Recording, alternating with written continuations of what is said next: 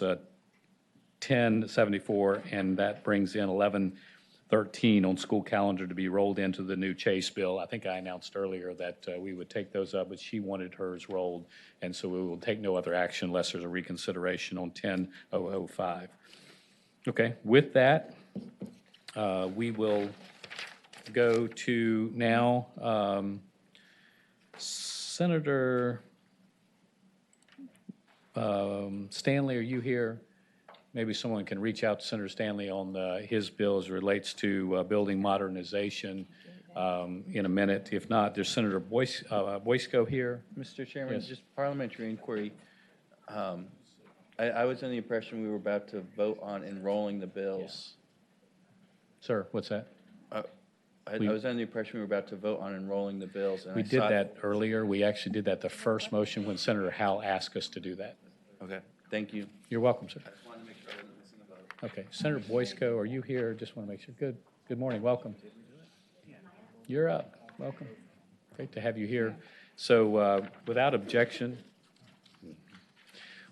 we've heard this bill. I think Finance heard the bill. You're back. Great to have you back. We enjoy having you here. We're going to just put we normally wouldn't hear bills twice in public comment, but we're going to do that. We're going to give you a couple minutes to do that. So we are here. Welcome. You want to just remind us of your bill, which was 1640. Absolutely. Mr. Chairman and members of the committee, you will remember that SB 1640 successfully was voted out of this committee. It went to Finance, where there was no fiscal impact. It was my hope that we would take it to the floor, but it seems to have had another path. This bill is very simple. It creates economic opportunity for the hardworking young men and women who have been brought here at no fault of their own, who have followed every rule asked of them, and they are hoping to have the guarantee of in-state tuition. Great, thank you. That's good. You always do a great job. Okay, very good. Any other person would just like to give a brief comment? We've only got about a minute, but if there's one person or something like that, not everyone, but maybe welcome. Thank you very much for coming back to the Capitol. Yep. Hi, my name is Steve Yu. I'm the campaigns coordinator with Nakasuk. We're a community organization in Annandale. I am personally a DACA recipient myself, and I work very closely with other DACA recipients and undocumented students who simply can't afford out-of-state tuition, so they either have to work several part-time jobs or they have to take a break from school, or some decide to not attend at all. And I ask you to think of those students when making the vote today. Thank you. Thanks for coming today. Yes, sir. About 30 seconds or so. Welcome. Good morning. I'm Tom Joyce, Assistant to the Bishop of the United Methodist Virginia Annual Conference. I just want to take a moment to say that we are in favor of allowing these persons to have in-state tuition. We believe it's good for them, but also good for the rest of us who live in the Commonwealth, as they receive a higher education, will pay taxes, et cetera. So we are in support of that. Thanks for coming by. Well done. I mean, just right on time. So very, very good. Okay. We've heard this bill a number of times. Is there discussion within the committee? Here none. You have discussion? Okay. Mr. Chairman, I believe because I was the deciding vote last time, it's only fair that I speak today. I supported this bill last time because I felt that those who are here came through no choice of their own, and their desire was to become permanent residents here and to live in Virginia. That was the intent. I have a unique perspective, having worked for 3 congressmen. I understand the federal system is broken. The federal government needs to fix it. Congress needs to get their act together and fix it, because now we have situations like this. Okay. What I would conclude by that is I'm still working with an immigration attorney. My sister-in-law is actually an immigration attorney. I've had numerous conversations and dialogue between Senator Newman and my sister-in-law is an immigration attorney. We have not come to resolution on that. I will make the alternate motion to PBI this bill this go around. But I will continue to have those conversations with Senator Newman and immigration attorneys in the off season. Thank you. Thank you. There's a motion to PBI. Second. All right, and there's your other discussion. If I could just say, Senator Boysko, there's nothing about this one that's easy. Right. And much of your debate is right in line. I know Senator Chase, it's right in line, right? In-state tuition is a tough thing. I think we need to fix it. I don't think we need to be, I mean, we can talk about the wall and we can talk about all the stuff. We need to fix these problems. Yeah. We need a federal immigration fix that helps us work our way through it. So you have been very passionate about this. You've been very patient moving it around. I told Senator Chase I would work with her and her sister-in-law in regards to it. In case it doesn't pass, I'd be glad to continue to work with you and try to work out a pathway. But thank you for everything you've done. Thank you, and I realize that this is a heated topic, Yeah. and it pulls people in different directions. I just hope we can continue the conversation, and, you know, I know I've had a number of discussions with you, Senator Chase, and I'm very grateful for it. I hope that we can come to a resolution together where we can all be on the same page, and I appreciate today. Well, that's very kind. Any other comments? If not, the motion is that we pass by indefinitely. All those in favor of pass by indefinitely will record your votes aye. Those opposed, no. The clerk will close the roll. Thank you. Yeas 8, nays 7. 8-7, the bill is passed by. Senator Boysko, thank you very much. And I'm getting your name right? Boysko. Boysko, I'm getting your name right. Yeah, like the word boys. Not like the drink, but the Boysko. Correct. Thank you. Thank you very much. Great. Thanks for coming by. All right, up next, we will take, Senator Chase, you have a second bill, which is the Election Day bill. Why don't we take up that bill? If you don't mind going around front, we'll deal with that bill.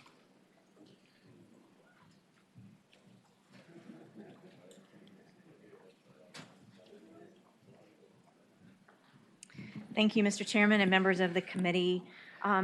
This is Senate Bill 1223. And what we're trying to do here, there was a study that was done for school safety to determine what happened in Chesterfield specifically. And one of the challenges that we specifically had on Election Day in the general election is that particularly in our elementary schools and our middle schools, that when voters were attempting to vote, the parking lot was already full of teachers and parents coming to vote, and there's a lot of confusion. And in fact, there was a court injunction that was filed there, that would force the polling locations to stay open an extra 2 hours at several precincts. And we had a huge turnout, and I'm excited to see the amount of participation. At a couple of particular polling locations, we had 2.5-hour waits all day. People were having a really difficult time to vote at the polls for a number of reasons. But the number one issue that we identified was the lack of parking space, especially at the elementary and middle schools. And so this bill is an attempt to try to make sure that we have plenty of parking for our voters. And the bill, that as it is written, says that it prohibits local school boards from requiring students to attend school on the second Tuesday in June or the Tuesday after the first Monday in November. The bill also prohibits parent-teacher conferences and meetings from being held on those days. Mr. Chairman, I would like to offer an amendment to strike the Tuesday in June, which is typically a primary date. There's a lot of consternation regarding to the end of school, so I would just prefer to take that off the table at this point and strike out the second Tuesday in June and simply leave it for the November, the first Monday, I'm sorry, it should be. I think you got it right. I think Yeah, that's okay, yeah. Tom, you report the amendment. Yep. Thank you, Mr. Chairman. Senator Chase, on line 43, after on, strike the second Tuesday in June, or, so it would read, to attend school on the Tuesday after the first Monday in November. Thank you, Mr. Chairman. I believe that'll take care of the true issue that we have. It's not always necessarily the primary date, but the general election in November. And I would also add to that, Mr. Chairman, this is a public safety issue for our kids. The number of outsiders that are coming to the schools, we're talking about elementary schools, middle schools, where they typically have the schools on lockdown. You have to press a button to go into the buildings, and I think that we are totally, we need to put our children first in their security and their safety. Okay, thank you very much. Well done. Okay, the amendment, we have the amendment. It's been reported. There's a motion on the amendment. All those in favor will say aye. Opposed, no, and the amendment's agreed to. Are there those that are here to speak in favor of the bill? Mr. Chairman, members of the committee, I'm Kathy Bircher with the Virginia Education Association. Our members have long stressed the concern about having the number of visitors in schools on Election Day. For those of you that vote, particularly in the elementary schools, where oftentimes the voting area is not able to be secured into the school building, this is a really big and important issue. The description around parent-teacher conferences in the parking lots is certainly another tremendous issue. Again, we are very supportive of this legislation and are grateful to the senator for bringing it. Well, we appreciate you coming. Thank you. Mr. Chairman, Jim Council, Prince William. This has been a legislative priority for us in years past, so we very much support this bill and would have preferred its original version, but we're very happy with this. Thank you. Mr. Chairman, brief Yes, question. Senator Suderline. Is there anything prohibiting Prince William County schools from setting the calendar so that they don't go to school on Election Day? In Roanoke County, we don't have school on Election Day in the general election in November, and we don't have election on primary day, in part because we've already finished. I don't think there's any prohibition from the schools currently making this decision. I think this is taking authority away from school divisions. I'm advised you are correct, Senator. So just to make sure, I mean, this means that school divisions that are making the other decision can't make that decision, is that what you said? Okay. All right, I didn't see. Okay, very good. Those that are, also those that are here to speak in favor of the bill, there's those that have some concerns about the bill. Yes, Mr. Chairman, Stacey Haney with the School Boards Association. We do have concerns with the bill for a couple of reasons. First of all, this bill dictates that no school in the Commonwealth can have students attend on Election Day. Not all schools in the Commonwealth are used as polling places. So we're shutting down every single school in the Commonwealth on Election Day. That's what the bill does. And Tom, is that correct? I'm sorry, is that what this bill does?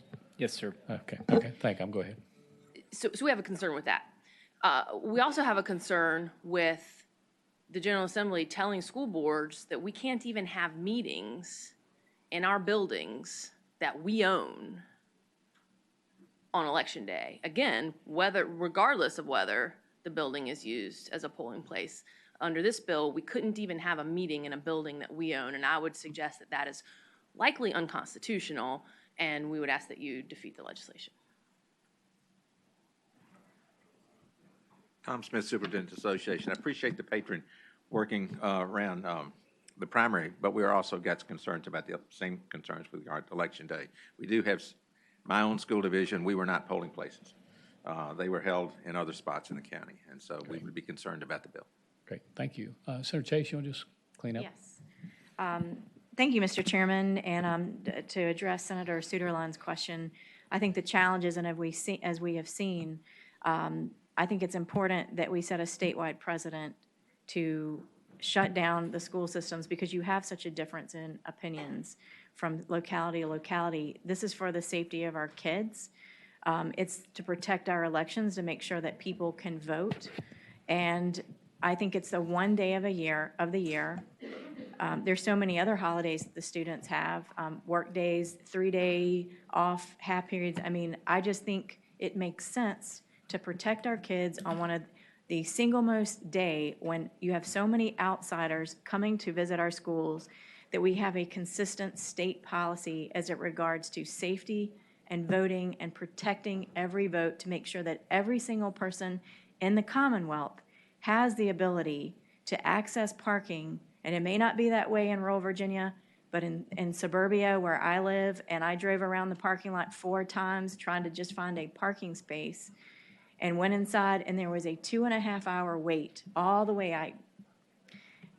We have to do something.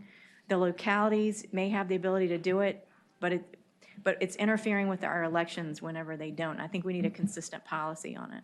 Great, thank you very much. Senator Suderline. Thank you, Mr. Chairman. I do represent rural counties. Roanoke County has some rural parts, but most of us live places that look a lot like Chesterfield, Fairfax, Prince William. It's very suburban, and I also represent the city of Salem, which is a great small city. But so this isn't a rural versus urban issue. I think this is something that if there's a parking issue at a polling location, that's something that you bring up with the local electoral board. And that's something that we've done in Roanoke County. The electoral board has the authority to change the polling locations, and they get to work with their board of supervisors or city council. And in a large jurisdiction like Chesterfield or Fairfax, or Prince William, I have trouble believing that there's nowhere else to vote. I know that for a long time, Pope's Head Precinct in Fairfax County voted at a church right there on Ox Road. I know there's churches in Fairfax and all those other places. There are other public buildings that would love to welcome people to vote in them. Mr. And Chairman. let me please just finish this. I think this is something for the local place to decide.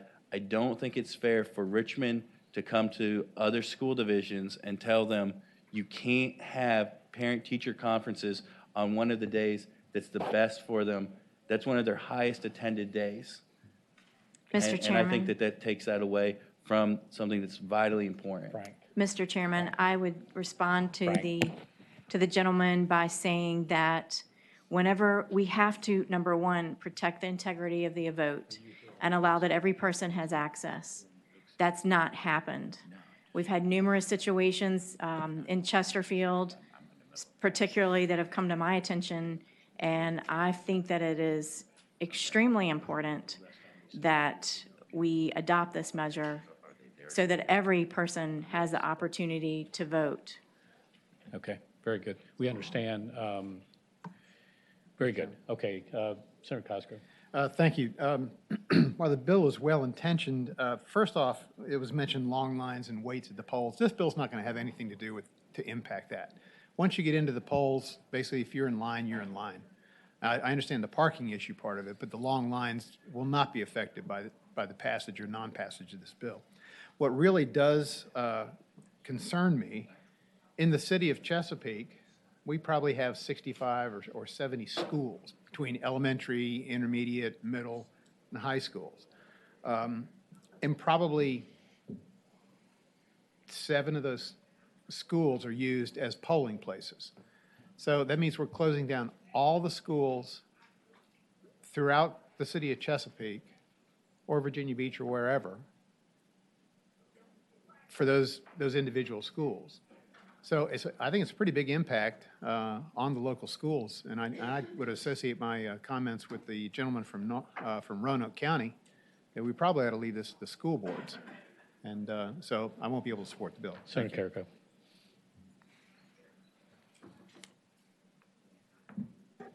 Mr. Chairman, this is a very wide-spreading effect on all schools across the state. I would make the motion to PBI with a letter from the chair to have the school boards look at, or the Department of Education to look at what impact this would have on the states if we were to do this. Okay. Senator Chase, we may vote for it, I may not, but if not, I'd be glad to have them look at it and also look at maybe schools that aren't polling places and a few other things. So. Mr. Speaker, I would just add that our Speaker of the House is also in favor of this bill. Oh, I like him, so. Okay, there's a motion second that we PBI the bill with the letter. All those in favor of PBI will record your votes aye. Those opposed, no. And the clerk will close the roll. Oh, wait a second. Had Donovan is aye. The Virginia College at Wise, and you have one other bill, and then a couple of others, and then we will be able to hopefully finish up pretty quickly. Thank you, Mr. Chairman. The bill, Senate Bill 1519, dealing with the University of Virginia College at Wise, is an effort in order to be able to allow them to reach out into the Appalachian region to reduce the tuition rates for students to enroll there at the University of Wise. Several other states have done this surrounding Virginia, and this just puts University of Virginia at Wise on a level playing field for recruitment of students and not having to lose more Virginia students to those states that are around us that are offering reduced tuition to them. There was a question that came up about states that allow in-state tuition to illegal citizens. That does not apply to this because University of College at Wise has to abide by the regulations and policies set by Virginia when they enter students into that college for purposes of this. Okay. Senator Suderline, you okay now? Does that make sense to you, sir? Mr. Chairman, I just spoke last week. I said, I'm not enthusiastic about giving, what I said at the time was I'm not enthusiastic about giving in-state tuition to non-Virginians, just period. I don't think there's anything prohibiting a Virginia school from lowering the out-of-state tuition. But I think if we say something's a benefit to Virginians, I think it ought to remain that. I also raised the question that the Senator Carrico, the patron, mentioned. I appreciate his comment on that, and that makes me feel a lot better, but I still have that Okay. All right, very good. previous concern. Right, Senator Carrico, do you have anyone that came a long way to speak to it? I don't know if someone's here. I know someone from the governor's office. I don't know if Sim Ewing's here today or not. Okay, we'll hear certainly from the governor's office. He's Welcome. tried to meet with everybody. That's right. Come forward, yeah. Thank you. Welcome. Good morning, Mr. Chairman. Fran Bradford, Deputy Secretary of Education. Just here to say we appreciate the Senator carrying this legislation and support the effort that UVA-Wise is undertaking under this bill. Great. So happy to answer any questions. Perfect. Thank you very much. Anyone else here speak in favor of it? Anyone to speak in opposition to it? Senator Carrico, isn't it reasonable to say that this college is a college that needs more students? It is, and I think the reason for the legislation is to be able to compete with Kentucky and Tennessee that's already gone down this path of offering reduced tuition for out-of-state students, and we're losing Virginia students by that, by those colleges. All right, is there a motion on the bill? And re-refer to finance. All those in favor will record your votes aye. Those no. The bill is reported. Oh, Senator, the clerk will announce them. Yeas 11, nays 2. 11 to 2, the bill is reported and re-referred to finance. Thank you, Senator Carrico. You have one more bill, is that right, sir? Yes, Mr. Chairman, this was in the subcommittee, but I also have someone here to testify today. We won't take up much time. This is dealing with the Hebrew scriptures, the Old Testament, New Testament, being an elective for students to be able to be taught in a curriculum of literacy for that, for the Old Testament, New Testament scriptures. This came about, I understood it, and spoke to a gentleman, a legislator from Arkansas last year, and there is a line amendment that basically says the Board of Education shall authorize local school boards to do so. This puts it in line with what Arkansas did, and it makes it discretionary for local school boards to set this up, but it outlines the criteria in which they do it. Okay. And I would move that. The amendment, yes, sir. So the amendment is moved and seconded. It basically says that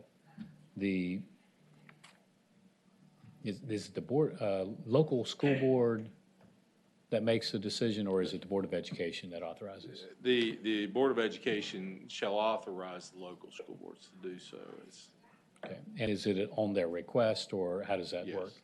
In my understanding, there's an outline of the criterias in which they have to set the curriculum up, and then they can choose to do so. Perfect. So Tom, could you work with Paige, just make sure on whether or not they have to apply for it? I think right now they don't. Is that right, sir?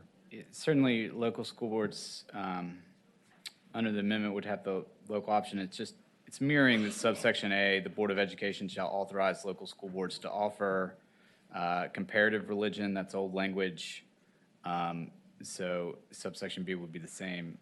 Essentially, it would be at the discretion of local school boards. It would be the discretion of local school boards, Tom, is that correct? Yes, sir. Okay, thank you, sir. Do you have anyone here to speak in favor I of the bill, do. sir? I have Bill Jeans, who the university has. Really getting that. That would establish it as a local option, but it would still direct the board to establish the standards. Got it. So, but, okay, that's helpful. Thank you for your help. All right, Senator Carrico, that's helpful. Anything else, sir? That's it. And you're okay with the amendment that we've already okay with placed the on? amendment. We've placed the amendment on the bill, is that correct, guys? Patty, have we already placed the amendment on the adopted bill? Have we put the amendment on? Okay, it's already been adopted. All right, is there a motion on the bill as amended? Mr. Chairman, Yep. There's a motion, second, the bill be reported, and Senator, Mr. Chairman, I was one of the no votes in the subcommittee, and I just have a comment with regard to the bill. I think that given that this is 400 years of this General Assembly, I just want to cite two of our founders with regard to religion. Thomas Jefferson drafted a bill that guaranteed legal equality for citizens of all religion, including those of no religion in the state. It was around that time that Jefferson famously wrote, "But it does me no injury for my neighbor to say there are 20 gods." Ooh, it's a small writing. Or no God. It neither picks my pocket nor breaks my leg. But Jefferson's plan did not advance until after Patrick Henry introduced the bill in 1784. Future President James Madison stepped into the breach in a carefully argued essay entitled Memorial and Remonstrance Against Religious Assessments. The soon-to-be father of the Constitution eloquently laid out reasons why the state had no business supporting Christian instruction. Signed by some 2,000 Virginians, Madison's argument became a fundamental piece of American political philosophy, a ringing endorsement of the secular state that should be as familiar to students of American history as the Declaration of Independence and the Constitution. Among Madison's 15 points was his declaration that the religion then of every man must be left to the conviction and conscience of every man to exercise it as these may dictate. This right is in its nature an inalienable right. Madison also made a point that any believer of any religion should understand that the government sanction of a religion was in essence a threat to religion. Who does not see, he wrote, that the same authority which can establish Christianity in exclusion of all other religions may establish with the same ease any particular sect of Christians in exclusion of all other sects. Madison was writing from his memory of Baptist ministers being arrested in his native Virginia. Mr. Chairman, I find it inappropriate to carve out one religion to the exclusion of other religions in this state and offer it in this manner. thank you, Senator Locke, well done. All right, Senator Carrico, one question just to you. We've worked with you to have the amendment where it's not mandatory across the state. There's no intent to take that off, right? We're planning to go with it, with and leaving it local option. Is that correct, sir? That's correct. All right, very good. Is there a motion on the bill? Move to report. As amended. Substitute motion? There's a substitute motion stated? Yes? Yes, move that the bill be PBI. There's a motion and a second that we PBI the bill. All those in favor of PBI will record your votes aye. Those opposed, no. And the clerk will close the roll. Oh, how would you like to be recorded, sir? Yeah, strike the board, please. All those in favor of the motion to PBI the bill will record your votes aye. Those opposed, no. And the clerk will close the roll. Yeas 6, nays 8, 1 abstention.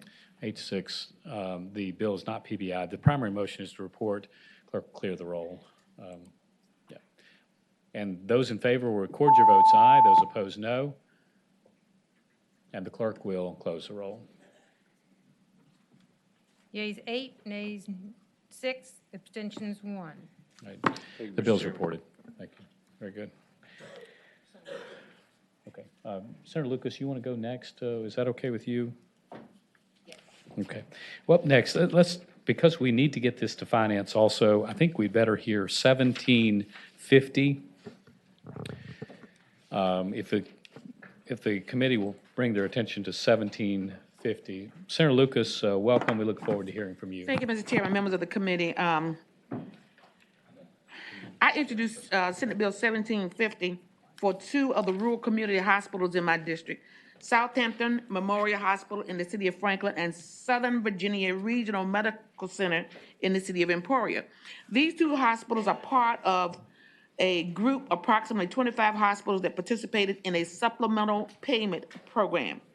You will recall that some years ago, the governor's office directed DMAS to file state plans amended to obtain federal approval for this program. The two state plans amendments were approved by CMS at the federal level, and the state plan amendments are referenced in this legislation. What this bill does is it authorizes a locality who imposes an assessment on the local hospital to transfer those funds to DMAS, and then DMAS will obtain the federal match under the approval stated state plan amendments. This bill does not require the expenditure of any state or local tax dollars. This bill has nothing to do with Medicaid expansion. This only applies to the hospitals who participated in the two state plan amendments. Is Mr. Chairman gone? Well, he's up here. Okay, all right, and Mr. Chairman, I would like to have a testimony on behalf of my experts, please. All right, please, step forward. Good morning, Mr. Chairman and members of the committee. I'm Scott Johnson. I'm here today on behalf of Community Health System. They own the hospital in Franklin, Emporia, and in Petersburg. Senator Lucas gave you a good explanation. This is not Medicaid expansion. This is a program that's previously been approved, and all this bill does is let the local government, if they assess the hospital, transfer the money to DMAS. The city of Franklin and the city of Emporia, by unanimous resolution, their city councils have adopted that, saying they want to do this, and we just need the legislation to authorize it. That's all it does. Yes, Senator Cosgrove. Thank you. I'm relatively supportive of the bill. One thing I want to know, though, the hospital gets the dollar, they send the dollar to DMAS. DMAS sends the dollar to the feds. The feds send $2 back. How much is the hospital actually going to get back? How much is DMAS going to charge as a pass-through? And how much is actually going to get back to the organization? Sure. Mr. Chairman, Senator Cosgrove, that has not been determined yet because that is one of the items that has to be determined at DMAS with the state plan amendments, and we've not gotten to that point yet. I'll be glad to answer your question when it's determined. I can tell you in other states where it's done, usually the agency just keeps an administrative fee, what it costs them to operate it. They usually don't grab money out of it and use it for something else. Oh, Mr. Chairman? Yes, Senator Cosgrove. Was making no assertion they would take it out and use it for something else. I just want to make sure that administrative fee isn't close to a payday lender. Gotcha. Okay? Gotcha. Is there anyone here to speak in opposition to the bill? I'm sorry, okay, hearing none. Senator Black. Mr. Chairman, it's still not entirely clear to me what is the genesis of the funds that are coming in? Where do they come from, or what compels them to go into this fund? Mr. Chairman, to Senator Black's question, the purpose of this supplemental payment program is to help these hospitals who are financially challenged to continue to maintain the level of services that they're providing for their clients, or for their, yes. Senator Black. Mr. Chairman, and I understand the use of the funds, but what is it that generates? Is it a fee? Is it a tax? Or just what creates those funds, brings them into being? Mr. Chairman, if I could give you an example, I'll just use the city of Franklin. Okay, they would adopt an ordinance that would apply an assessment to their hospital, and that assessment's going to be tagged to how much Medicaid services that hospital provides. And for sake of argument, say it's $1. The hospital gives the city $1. The city then gives DMAS that same dollar. So, Mr. Chairman? Yes, Just a final question. So what we're talking about is localities imposing some sort of a fee or tax or whatever that would be collected and would then go to supplement the Medicaid program? Yes, sir. Okay, thank you. Very good. No one's here to speak in opposition to it. Senator, before we take a vote on this, Scott, you need to know this too. It has to go to finance. We probably need to huddle up with Mike upstairs. There is some concerns that it could hurt the entire program if we're not careful in how we structure it. And so I'm all in. I'm going to vote yes. When we get upstairs, we probably need to have a pretty big huddle up. George, you may want to be a part of that because it's just some concerns that CMS could, if we did this, do some other things that could impact our Medicaid program. That's the concern. And, So- Mr. Chairman, that's certainly not our intent. We don't want to I interfere understand. with last year's provider assessment or contaminate anything, so glad Yes, to sir. work with you and Mike. Well, great, thank you. No, we definitely don't want to contaminate anything. Yeah, okay. Since Senator Lucas, we love her, what's the motion? There's a motion, and a second. We report the bill and re-refer to finance. All those in favor will record your votes aye. Those opposed, no. And the clerk will close the roll. Thank you, Mr. Chairman, members of the committee. Thank you. Yeas 14, nays 1. All right, the bill is reported. Up next, so I've got a bill, and then we have some more coming from the committee. Would the committee mind if I did my bill briefly? Object. We defer to the chair. Send it to finance, right?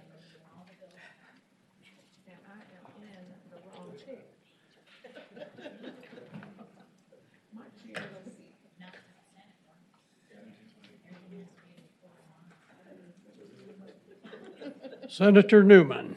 And what is the bill? 1728. 1721, 28. 1728. Mr. Chairman, there's a amendment or a substitute to the bill. All right. I've got the amendment, the substitute being handed out.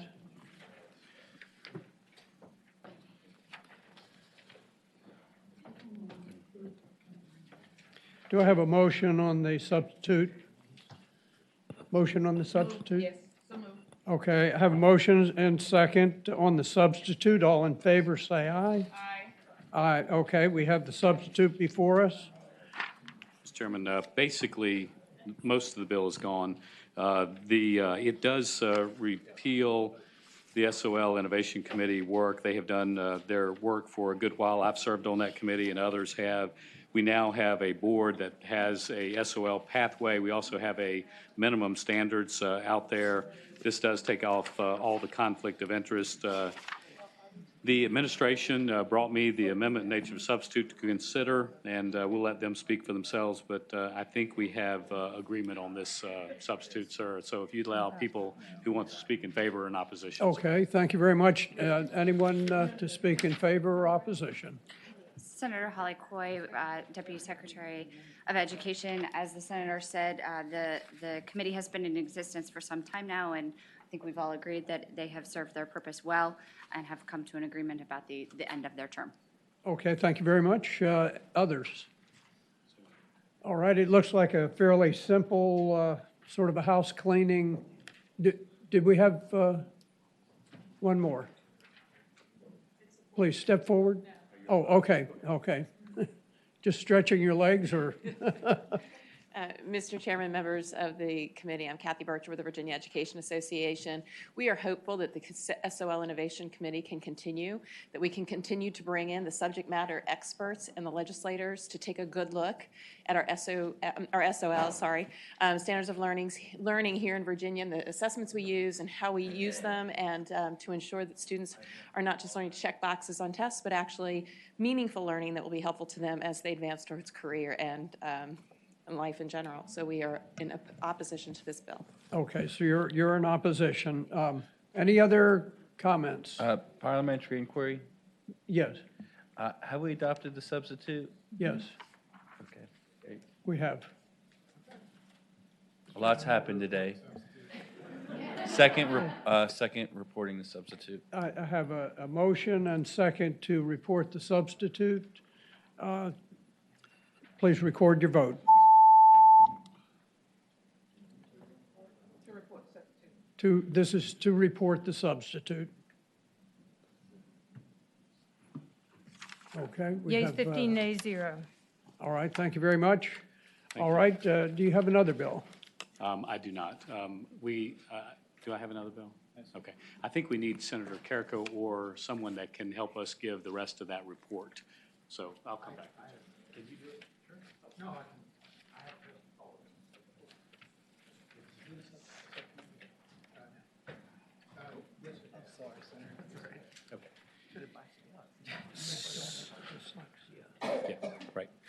So what we will do is we will go through the rest of that. The rest are in subcommittee, Tom, is that right?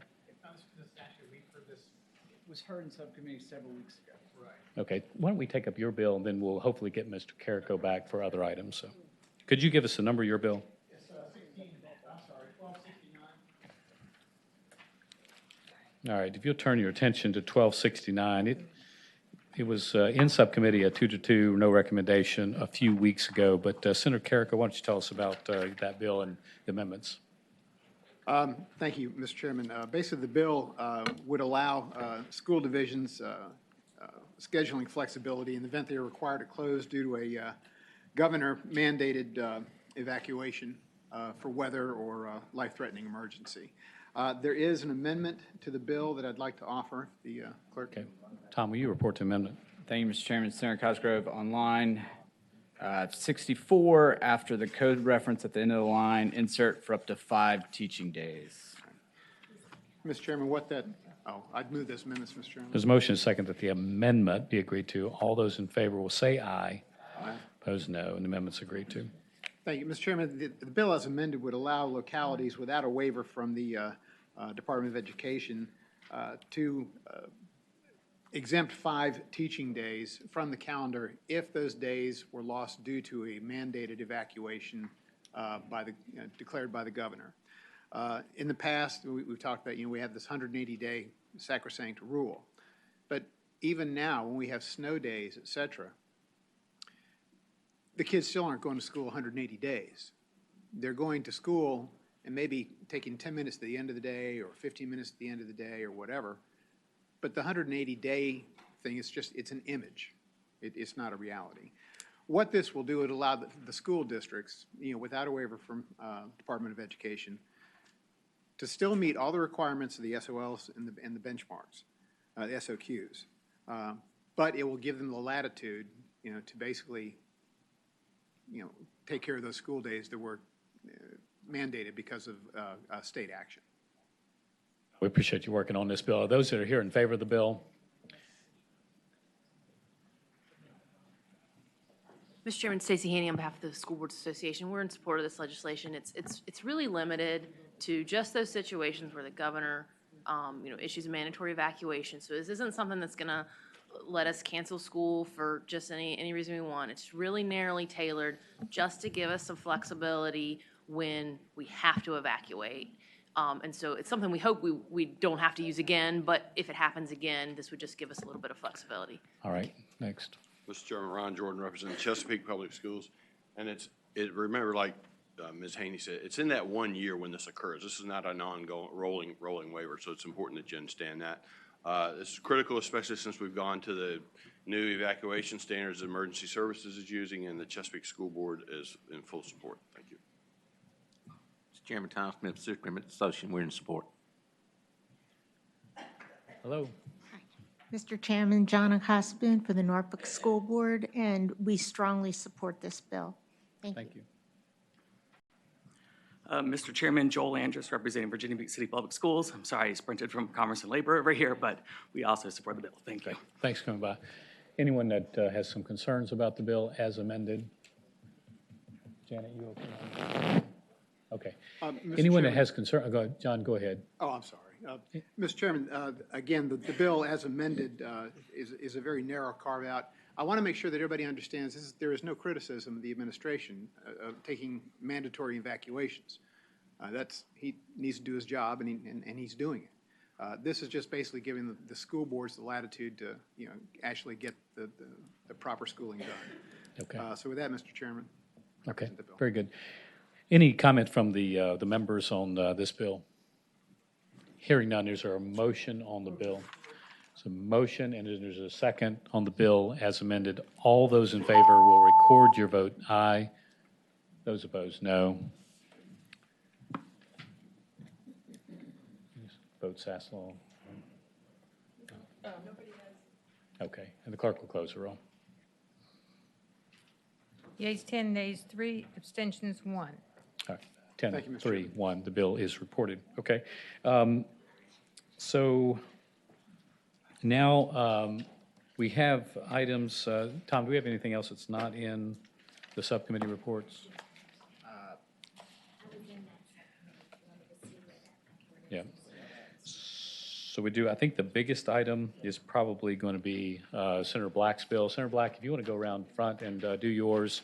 We're not going to have a big public hearing on this, sir, if you don't mind. We've heard this before and heard it in subcommittee. This is the Thank you very much. 17, is the bill, is this, what's the bill number? This is Bill, Senate Bill 1718, Did we? and it deals with dyslexia screening. Okay, just a second, Tom.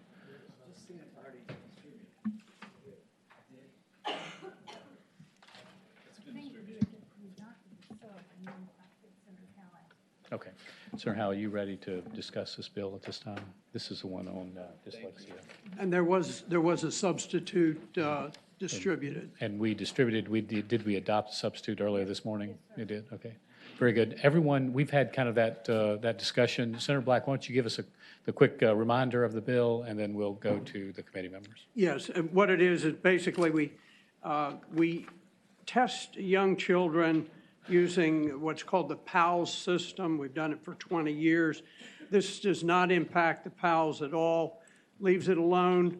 However, we've found that dyslexia is not picked up on the PALS system. As a consequence, our reading achievement has been relatively flat for many years. We know from research done by the National Institutes of Health that if we pick up dyslexia at a very, very young age, we can make really major strides in it. And it's done through a RAN test, which is very brief. It's just a couple of minutes, and it's actually available online for free.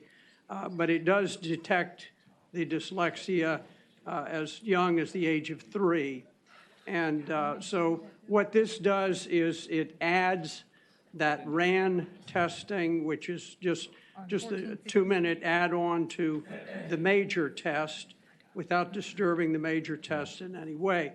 Now, the substitute does require that the results of this be provided to the PALS Center at the University of Virginia, and that is something that was worked out along with UVA. Okay, very good. Thank you, Senator Black. Are there those that would like to speak in favor? And we heard the testimony, I think, so we're going to give you about a minute or so to kind of wrap up, and then we will go from there. So about a minute. Okay. Thank you. My name is Lorraine Hightower. I'm a state leader for Decoding Dyslexia Virginia, and I've spent 5 years on Loudoun County Public Schools Special Education Advisory Committee reporting on struggling readers to include students with dyslexia. This substitute bill is a result of a collaborative conversation between myself and Drs. McGinty, as well as Dr. Solari at the University of Virginia. In subcommittee, they voiced concerns about the original bill, which was a mandate to roll out the PALS with the RAN.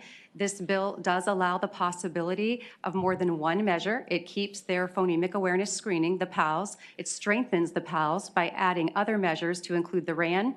The Virginia Department of Education supports the RAN assessment in their dyslexia screening recommendations, as well as I do want to reiterate that Senator Black mentioned our NAEP scores at the time that the Senate Joint Resolution on struggling readers and dyslexia was done in 2010. Our reading scores at the state level have stayed stagnant, and we have not seen any improvement in our statewide reading scores. So thank you. This bill would help identify struggling readers, and we're working collaboratively with UVA. Okay. For those, are you guys in favor of the bill? Or? We do not have a position on the assessment as she had indicated. Oh, I understand. Okay. And if you don't mind, because of time, just tell us. My son is Fox Warner. He's dual exceptional. He was in the 4th percentile for reading, but he still passed PALS.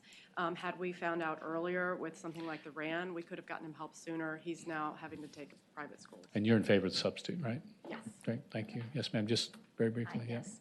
Cheryl Lafferty. My son is also was also not caught through the screening. We spent lots of money on tutoring and private school placement. Really, I'm here to advocate for the children that are not being caught. Great. Thank you very much. So with that, Senator Black, let us hear from those that have some concerns about the bill. I'm going to put a couple minutes on the clock because we went over a little bit. So why don't you let those that have concerns about the bill come forward?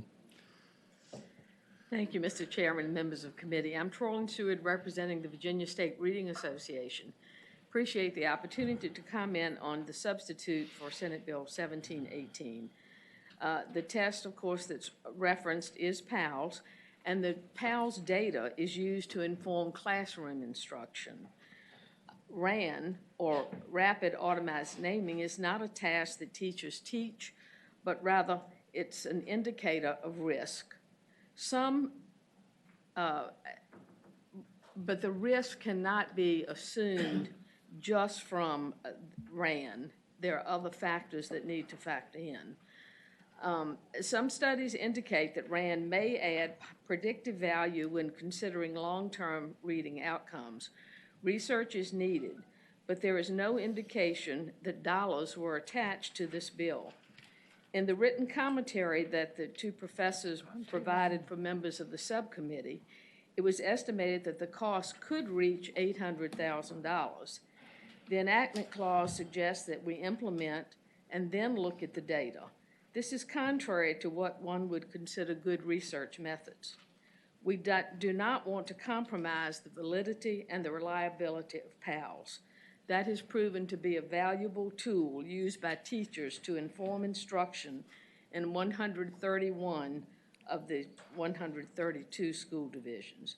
We are not opposed to pursuing RAN, but Senate Bill 1718 is putting the cart before the horse. Great. We therefore cannot support this bill. We would like to see a solution to the issue we keep dealing with, but again, this bill doesn't do it. Great, thanks. Thank you for the opportunity. Thanks for coming by. VA, you're opposed to the bill, is that right? Mr. Chairman, members of the committee, Kathy Bircher with the Virginia Education Association. We oppose the bill because this is actually a 3-year implementation and then a review of the data. And typically when we're in research mode, we don't release test scores to vast majority of folks. We research first, evaluate. This bill actually, again, requires a full 3-year implementation with release, including subset scores to including added language to parents while in research mode. Right. This is contrary to what we heard in subcommittee, and we oppose this bill. Thanks. Mr. Chairman, Tom Smith, Superintendent's Association. We're opposed. Got to remember that we give PALS, and also this year we're rolling out the kindergarten readiness test for all kindergartners. This is a lot going on in the classroom, a lot of testing.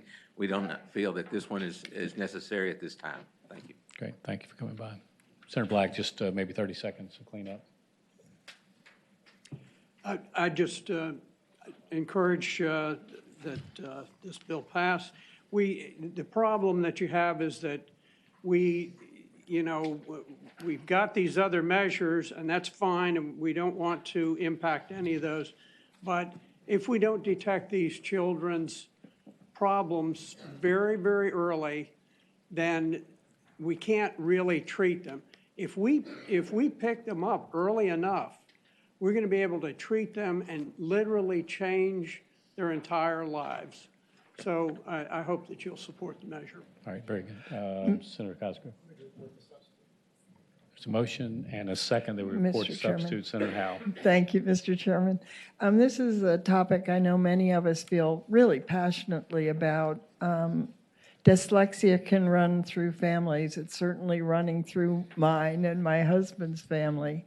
And we need to identify the kids really early. So I totally agree with your goal. I disagree, though, with how you're going about it. I don't think you pick one test when there are lots of options, and I don't think you implement it before you know what the ramifications are. So even though this substitute is different, it's still seriously flawed, and I will not support it. Great. Any other comments? If you don't mind, just Senator Black, this one means a lot to me. You know, I've carried a number of these bills, and I don't think that Senator Howell is wrong in regards to maybe there's some things that are flipped in the bill that maybe we need to work our way through. But I do believe this test is the absolute best test to determining. And if you don't find it, brilliant kids are going to be lost, and that's just the deal.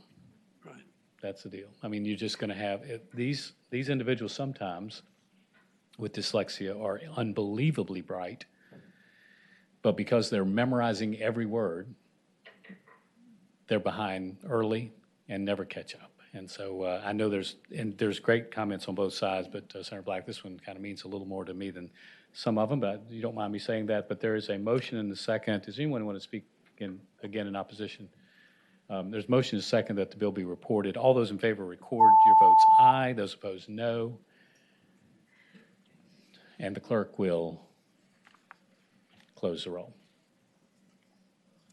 Yeas 8, nays 7. 8-7, the bill's reported. Thank you. Thank you, Mr. Chairman. Senator Black, let's continue to work on it. I think Senator Howell's maybe flipping the processes. Maybe that has some merit. Okay, thank you all. Thank you, Senator Black. We also now have a bill that Senator Barker had earlier that was PBI. That is Senate Bill 1278 regarding kindergarten. And there are voters here that would like to vote on the bill, and I voted on the prevailing side. The bill was PBI'd. I would so move that the bill that by which we PBI'd 1278 be reconsidered. All those in favor will record your vote aye on reconsideration. All the opposed, no. And the clerk will close the roll. Yeas 15, nays 0. 15-0. The bill is brought back before us. So, George, you want to just give us a primer on what we were voting on before? Sure, Mr. Chair. This bill would require that over the next 3 years, that all the school systems in Virginia move to having full-day kindergarten for every student. We've made tremendous progress over the last 10 years, gone from about a dozen school systems that did not have full-day kindergarten for everybody. We're down to 2 now, and both those 2 are moving in the right direction on things and getting to the point where they clearly are approaching that. We want to provide an incentive for them to do this and provide a little bit of incentive for their local governments to provide funding if necessary to do this. It would take effect in July,